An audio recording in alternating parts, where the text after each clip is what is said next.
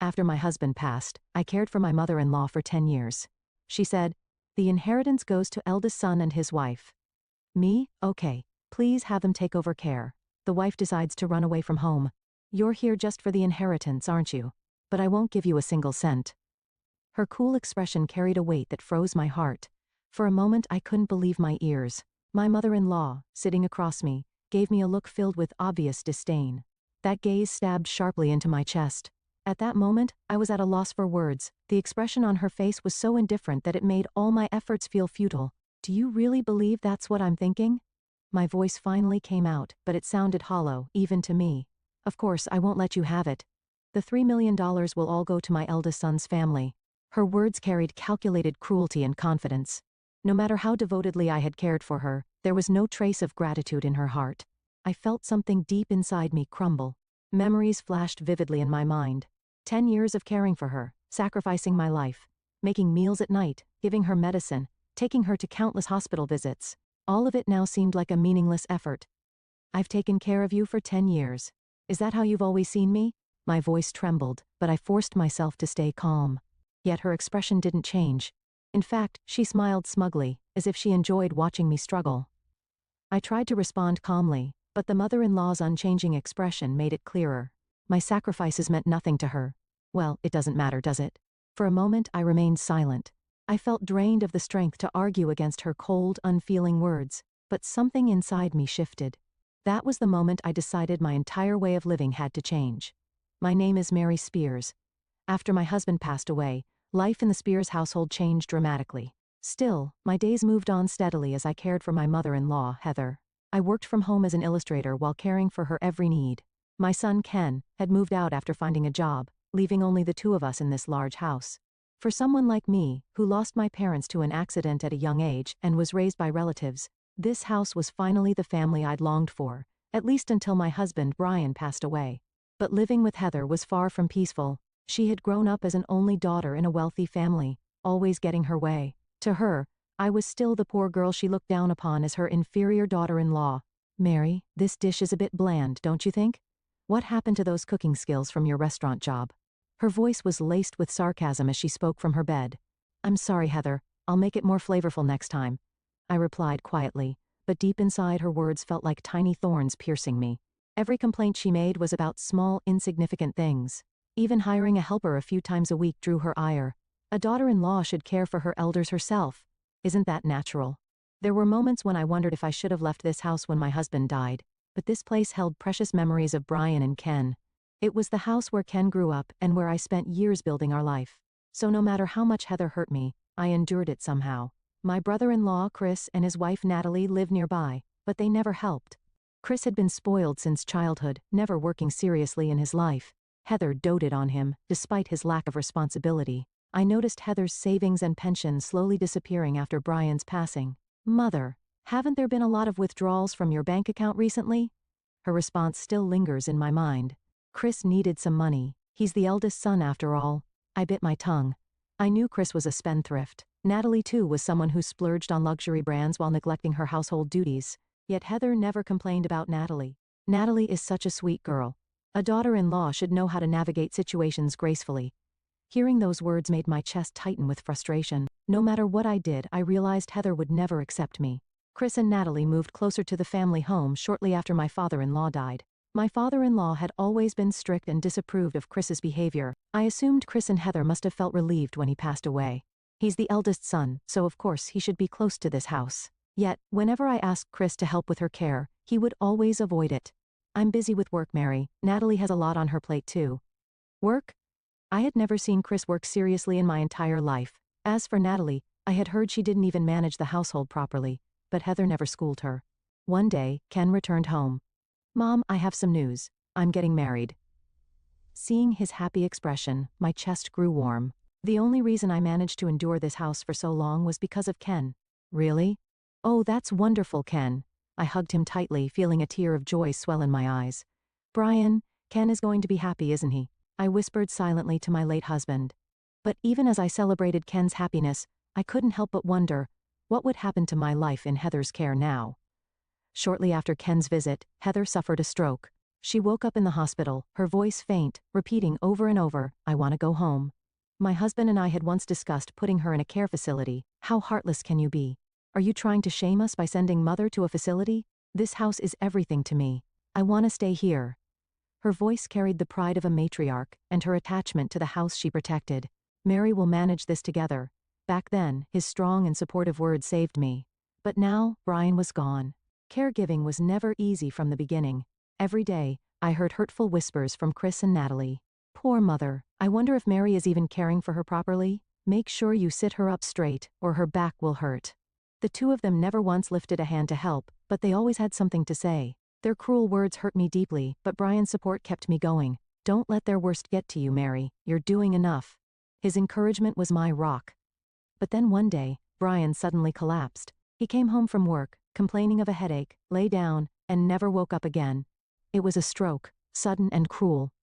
During the funeral, Chris and Natalie didn't bother to show up until it was over. It was Ken who stayed by my side and helped me. Mom, Dad had a beautiful funeral. He would have been proud. Hearing Ken's words, I finally let the tears fall. Life after Brian's passing became even harder. I continued caring for Heather while dealing with Chris and Natalie's neglect. Mom's pension. Can you lend me some? I'll pay it back soon. It wasn't just once or twice that Chris came asking for money. Heather, instead of stopping him, would easily hand over the money. Chris is in trouble. We have no choice. I knew the inheritance Brian had arranged before his death. Heather must have inherited a considerable amount, but Chris has spent his share. Now they relied entirely on her savings and pension. Mary, you should dress a little nicer. Look at me, you need to sparkle a little. Natalie, wrapped in designer brands, laughed as she spoke. Behind her, Heather nodded approvingly, which made my frustration boil over. On top of that, Chris and Natalie spread rumors about me. Mary's only doing all this for the inheritance, you know. Hearing those words made me feel a strange mix of anger and disbelief. Despite paying for everything, the caregiver, medicine, and living expenses, they assumed it was natural. If I ignored them, their words became even sharper. See, she's ignoring us again. That's why I can't stand her.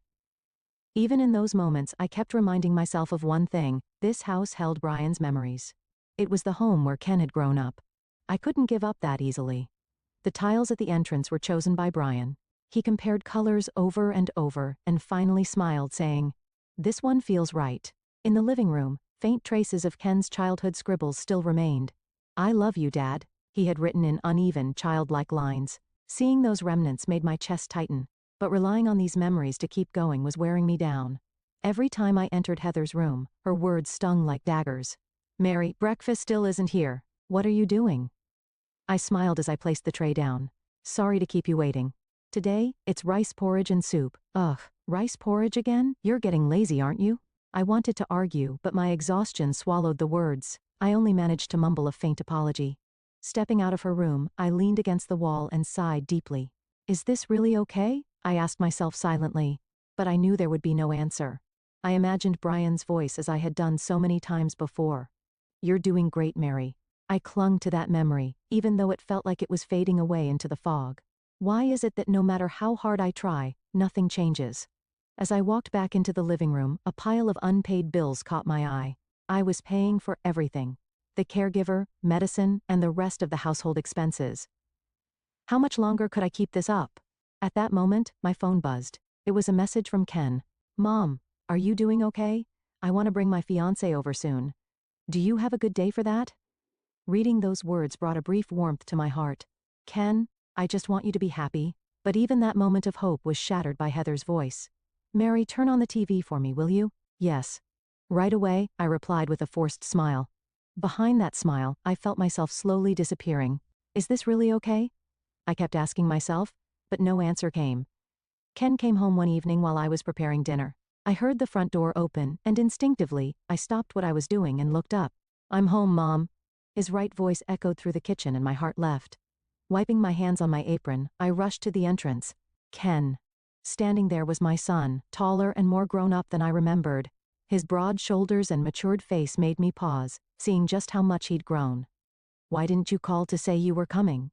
"I wanted to surprise you. Plus, I just wanted to see your face." His simple words warmed my heart, and I felt tears prick my eyes. "Don't cry, Mom. It hasn't been that long." He laughed, though I could see the faint embarrassment on his face. I know, but seeing you today makes me so happy. For the first time in a long while, my tightly wound heart felt a moment of release. I've got something to tell you, Mom. What is it? I'm getting married. The words froze me in place, my heart skipping a beat. Really? You're getting married? Yeah.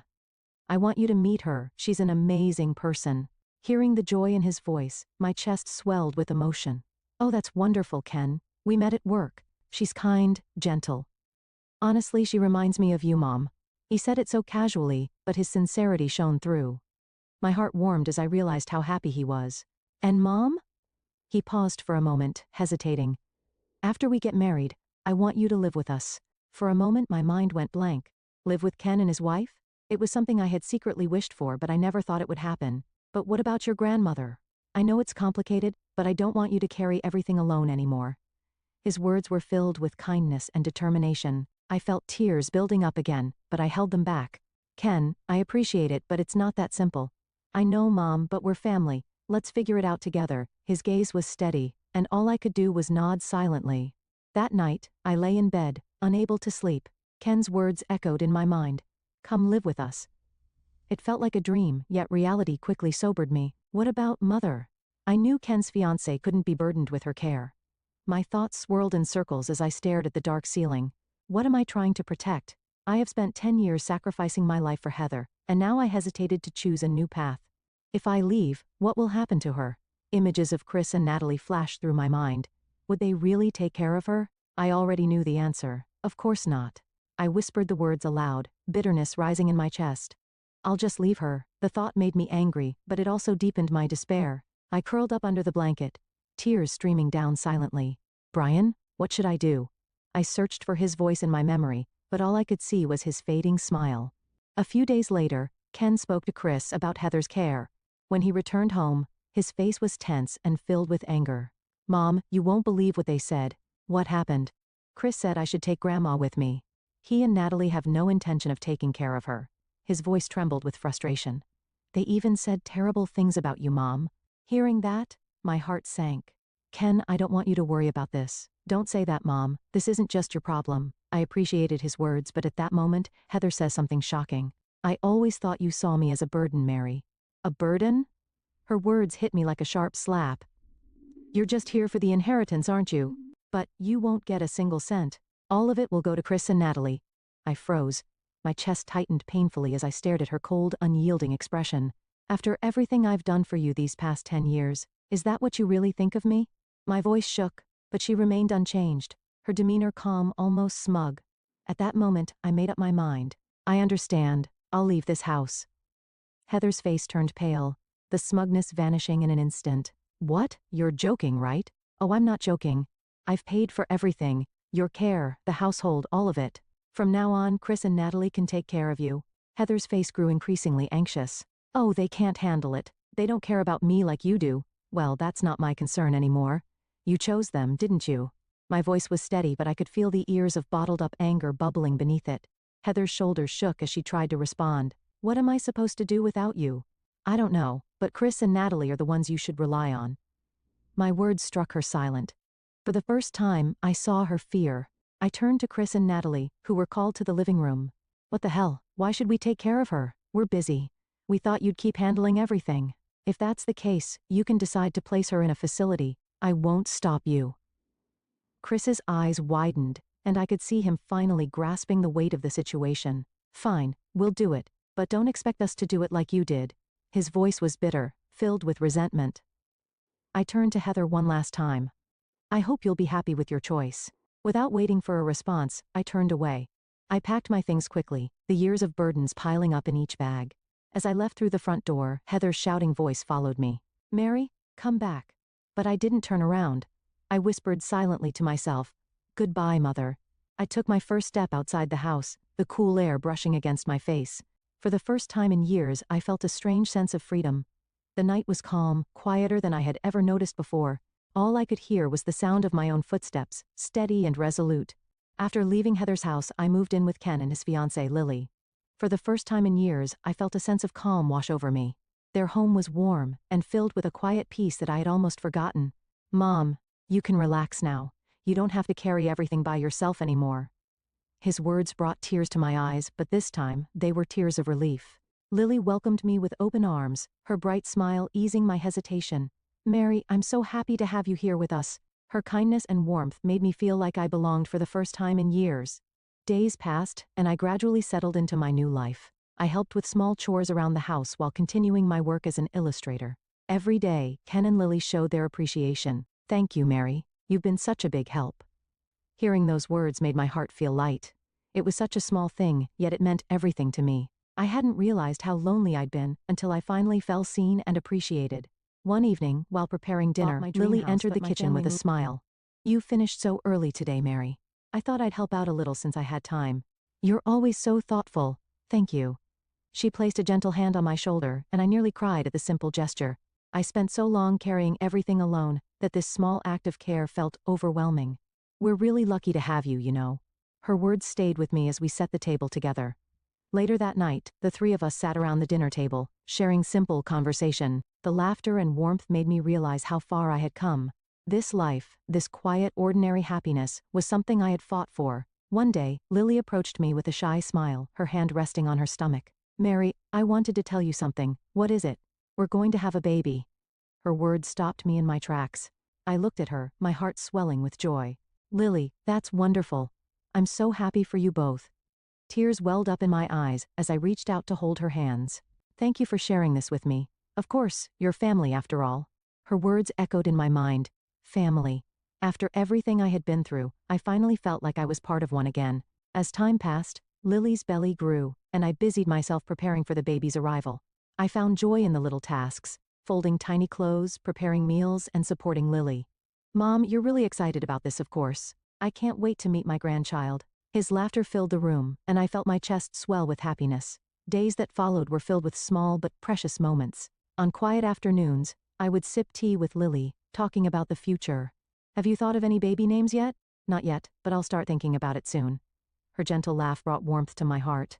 For the first time in a long time, I allowed myself to look forward to the future. When the baby finally arrived, I held a tiny life in my arms and felt a tear roll down my cheek. Welcome to the world, little one. At that moment, everything I had endured seemed to fade into the past. The pain, the loneliness, and the years of struggle had led me here, to this moment of peace. Months passed, and life in Ken and Lily's home gradually settled into a rhythm. Every morning, I would see them off to work, prepare meals, and care for the house. I found happiness in the smallest of moments, like hearing Ken's laughter, or Lily's tearful voice. Their gratitude for my presence made all the difference. One quiet afternoon, as I sat by the window with a cup of tea, Lily approached me. Mary, I've been meaning to say, what is it? Thank you for everything you've done for us. Her words caught me off guard, and for a moment, I didn't know how to respond. I should be the one thanking you. You've given me a family again. Lily smiled warmly, and I felt a deep sense of peace. That evening, as we sat around the dinner table, Ken turned to me with a thoughtful expression. Mom, are you happy here? This question made me pause. Yes, Ken, I truly am. For the first time in years, I could say those words without hesitation. As I looked at Ken, Lily, and my grandchild, I realized that I had finally found my place. The shadows of the past no longer held me down. Brian's smile flashed in my memory, and I felt his presence, as if he were telling me, well done. I whispered silently into the quiet air. Thank you, Brian. Life isn't always kind, but sometimes it leads us to the moments we truly deserve. I sat back watching my family laugh and talk, my heart full of gratitude and hope. This was my home, my family, my future,